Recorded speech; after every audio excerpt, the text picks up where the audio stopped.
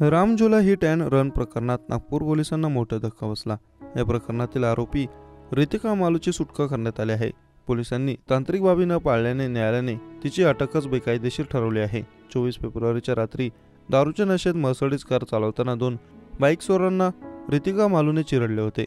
या घटनेत हुसेन गुलाम मुस्तफा आणि मोहम्मद आतिक या तरुणांचा मृत्यू झाला होता। दरम्यान घटनेनंतर सुमारे 4 महिने ही महिला फरार होती।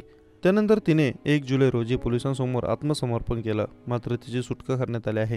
पोलिसांनी तांत्रिक बाबी न पाळल्याने न्यायालयाने तिची अटकच बेकायदेशीर ठरवली आहे। या प्रकरणात कलम वाढ करण्याअगोदर पोलिसांनी प्रथम श्रेणी न्यायदंडाधिकारी न्यायालयाची परवानगी घेतली नव्हती।